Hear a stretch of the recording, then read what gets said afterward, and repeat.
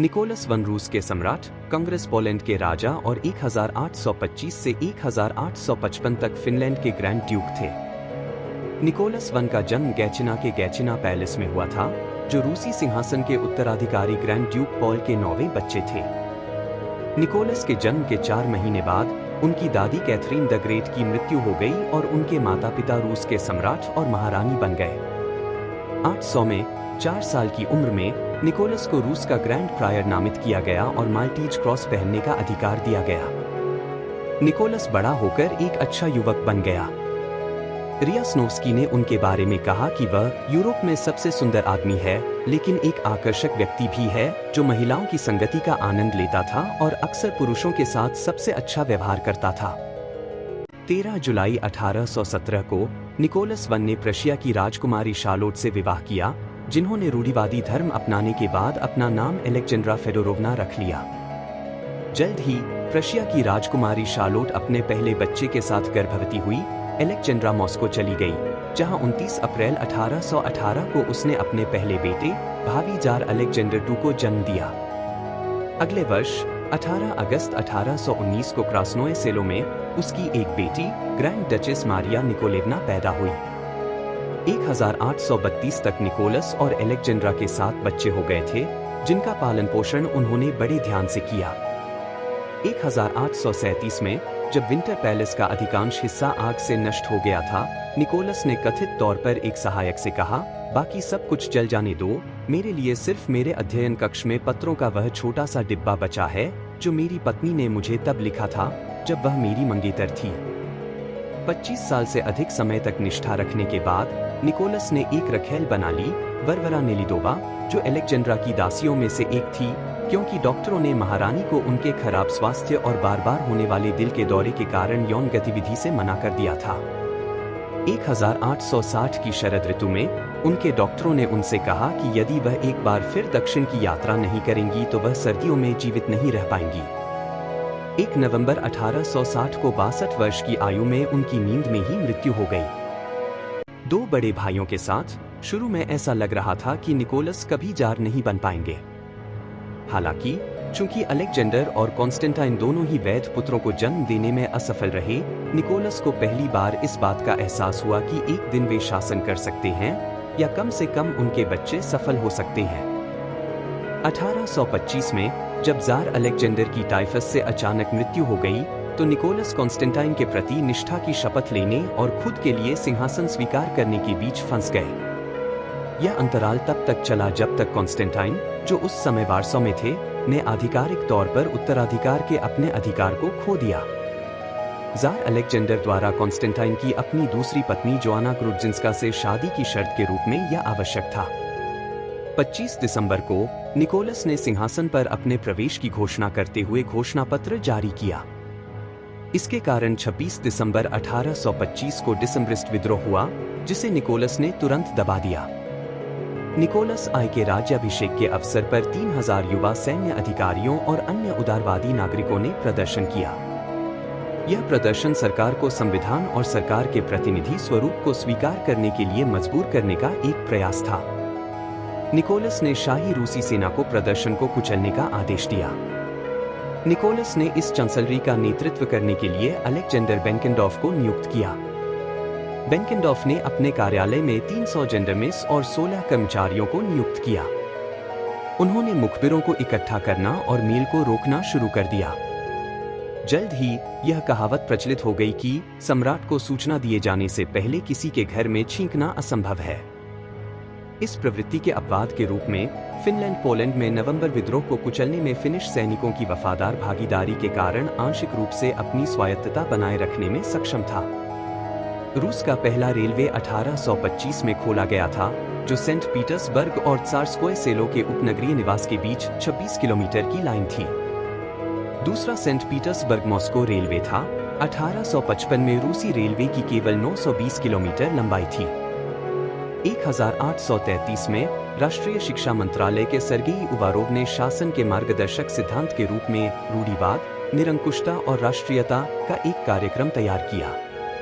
1839 से jar Nicholas ने Ukraine, Belarus और लिथुआनिया के पूर्वी संस्कार कैथोलिकों के साथ रूढ़िवादी को फिर से एकजुट करने के लिए अपने एजेंट के रूप में जोसेफ सेमाश्को नामक एक पूर्व बीजांतिन कैथोलिक बिशप का भी इस्तेमाल किया, पोलोत्स्क की धर्मसभा के साथ। इसके कारण जार निकोलस को Roman pontiff, marquis de Custine, Charles Dickens और कई पश्चिमी सरकारों द्वारा निंदा की गई। निकोलस को दास प्रथा पसंद नहीं थी और उन्होंने रूस में इसे खत्म करने के विचार के साथ खिलवाड़ किया, लेकिन राज्य के कारणों से ऐसा करने से इनकार कर दिया।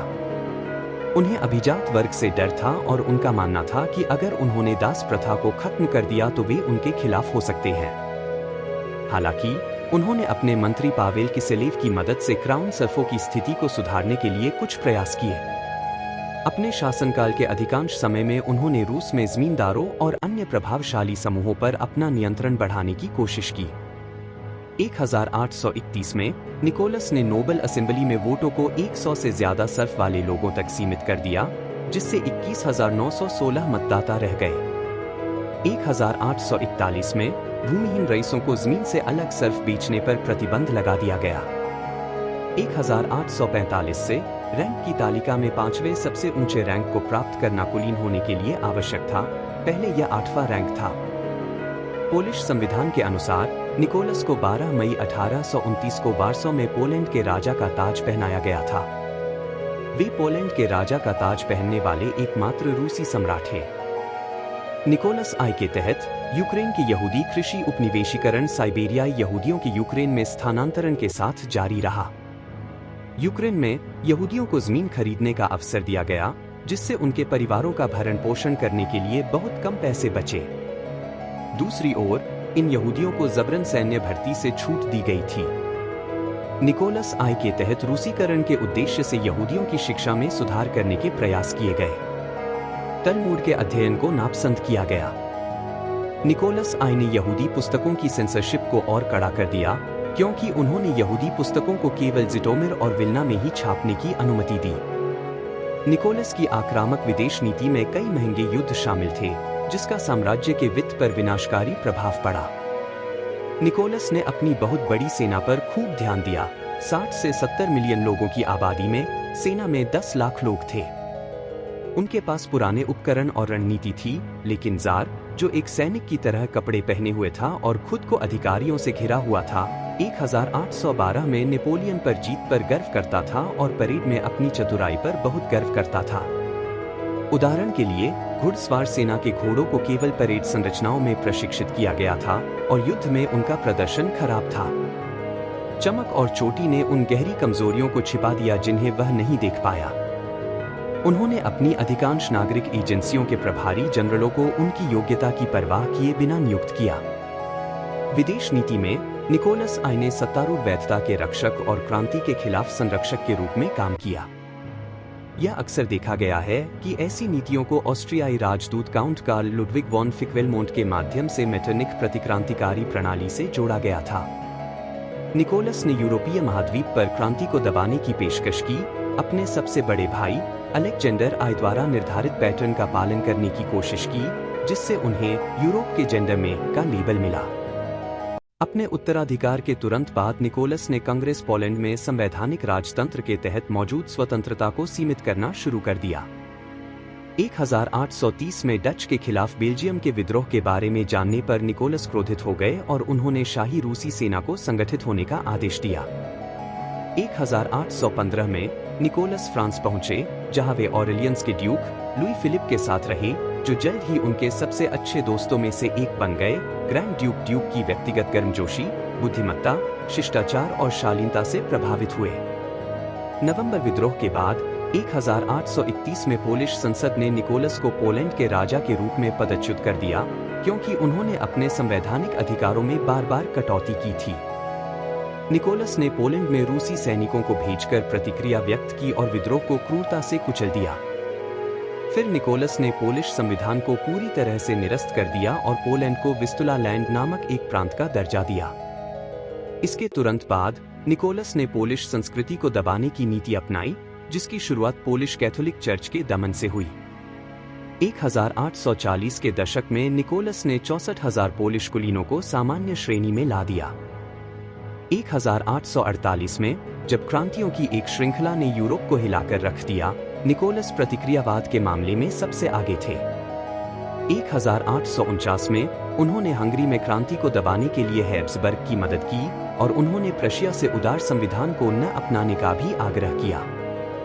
जबकि निकोलस यूरोप में यथास्थिति बनाए रखने का प्रयास कर रहे थे, उन्होंने दक्षिण में पड़ोसी साम्राज्यों, ओटोमन साम्राज्य और फारस के प्रति कुछ अधिक आक्रामक नीति अपनाई। उस समय व्यापक रूप से माना जाता था कि निकोलस ओटोमन साम्राज्य को विभाजित करने और बाल्कन की रूढ़िवादी आबादी पर एक संरक्षक स्थापित करने की कोशिश करके तथाकथित पूर्वी प्रश्न को हल करने की पारंपरिक रूसी नीति का पालन कर रहे थे, जो 1820 के दशक में अभी भी काफी हद तक ओटोमन नियंत्रण में थी। 1826 से 28 में निकोलस ने रूसो-फारसी युद्ध लड़ा, जो फारस को काकेशस में अपने अंतिम शेष क्षेत्रों को सौंपने के लिए मजबूर करने के साथ समाप्त हुआ। रूस ने 19वीं शताब्दी के दौरान उत्तरी काकेशस और दक्षिण काकेशस दोनों में ईरान के सभी क्षेत्रों पर विजय प्राप्त की थी, जिसमें आधुनिक जॉर्जिया, दागिस्तान, आर्मेनिया और अजरबैजान शामिल थे। रूस ने 19वीं शताब्दी में ओटोमन के खिलाफ एक सफल युद्ध लड़ा, लेकिन इसने यूरोप में रूसी शक्ति को बढ़ाने में बहुत कम योगदान दिया। बाल्कन में केवल एक छोटा ग्रीक राज्य स्वतंत्र हुआ, जिसमें सीमित रूसी प्रभाव था। ऑस्ट्रिया ने ओटोमन्स को कूटनीतिक समर्थन की पेशकश की और प्रशिया तटस्थ रहा। इस प्रकार रूस को महाद्वीप पर किसी भी सहयोगी के बिना छोड़ दिया। यूरोपीय सहयोगी क्रीमिया में उतरे और अच्छी तरह से किलेबंद रूसी सेवस्तोपोल नौसेना बेस की घेराबंदी की। रूसियों ने सितंबर 1854 में अल्मा और फिर इंकरमैन में लड़ाई खो दी। सेवस्तोपोल की लंबी घेराबंदी के बाद बेस गिर गया, जिससे रूस की अपनी धरती पर एक प्रमुख किलेबंदी की रक्षा करने में असमर्थता उजागर हुई। निकोलस I की मृत्यु पर अलेक्जेंडर द्वितीय सम्राट बन गया। 15 जनवरी 1856 को नए सम्राट ने रूस को बहुत प्रतिकूल शर्तों पर युद्ध से बाहर कर दिया, जिसमें काला सागर पर एक नौसैनिक बेड़े का नुकसान भी शामिल था। निकोलस की मृत्यु 2 मार्च 1855 को क्रीमिया युद्ध के दौरान सेंट पीटर्सबर्ग के विंटर पैलेस में हुई। उन्हें ठंड लग गई, उन्होंने चिकित्सा उपचार लेने से मना कर दिया और निमोनिया से उनकी मृत्यु हो गई। हालांकि ऐसी अफवाहें थीं कि वे उपचार लेने से मना करके निष्क्रिय आत्महत्या कर रहे थे। उन्हें सेंट पीटर्सबर्ग के पीटर और पॉल कैथेड्रल में दफनाया गया था। उन्होंने 30 साल तक शासन किया और उनके बेटे अलेक्जेंडर द्वितीय ने उनका स्थान लिया। निकोलस I की विरासत मुख्य रूप से एक प्रतिक्रियावादी तानाशाह की है, जिसने रूस पर लोहे की मुट्ठी से शासन किया, असहमति को दबाया, साम्राज्य का विस्तार किया और अंततः विनाशकारी क्रीमिया युद्ध की ओर अग्रसर हुआ। पहली बात यह है कि निकोलस I निरंकुशता और राजाओं के दैवीय अधिकार में दृढ़ विश्वास रखता था। वह खुद को मौजूदा सामाजिक व्यवस्था का रक्षक और क्रांतिकारी विचारों के खिलाफ रक्षक मानता था। दूसरी बात यह है कि उसने 1825 के दिसंब्रिस्ट विद्रोह सहित किसी भी तरह के विरोध का कठोरता से दमन किया और एक शक्तिशाली गुप्त पुलिस बल की स्थापना की। तीसरी बात यह है कि उसके शासनकाल में रूसी साम्राज्य का निरंतर क्षेत्रीय विस्तार हुआ, साथ ही प्रशासनिक शक्ति को केंद्रीकृत करने की मुहिम भी चली। चौथी बात यह है कि निकोलस I यूरोपीय राजनीति में एक प्रमुख खिलाड़ी था, जो अक्सर यथास्थिति के रक्षक और क्रांतिकारी आंदोलनों के दमनकर्ता के रूप में कार्य करता था, जिसके कारण उसे यूरोप का जेंडर में उपनाम मिला। नंबर 5 है उनकी आक्रामक विदेश नीति और समझौता करने से इनकार करने के कारण क्रीमिया युद्ध हुआ, एक विनाशकारी संघर्ष जिसने रूसी सेना और अर्थव्यवस्था की कमजोरियों को उजागर किया। नंबर 6 है आधुनिकीकरण के कुछ प्रयासों के बावजूद निकोलस I का शासनकाल आर्थिक स्थिरता और लगातार सामाजिक समस्याओं से चिन्हित था, जिसमें सफड़म की निरंतरता भी शामिल थी। नंबर 7 है निकोलस I अपनी सैन्य पृष्ठभूमि, विवरण पर सावधानीपूर्वक ध्यान और कर्तव्य की मजबूत भावना के लिए जाने जाते थे। नंबर 8 है उनके शासनकाल में रूढ़िवाद, निरंकुशता और राष्ट्रीयता के नारे का उदय हुआ, जो रूसी साम्राज्य की एक परिभाषित विचारधारा बन गई। नंबर 9 है उनकी विरासत दमन, रूढ़िवाद और बदलती दुनिया के अनुकूल होने में विफलता में से एक है। मुझे आशा है कि आपको वीडियो पसंद आएगा, तो कृपया मेरे चैनल को लाइक, शेयर और सब्सक्राइब करें और नए वीडियो पाने के लिए घंटी आइकन दबाएं।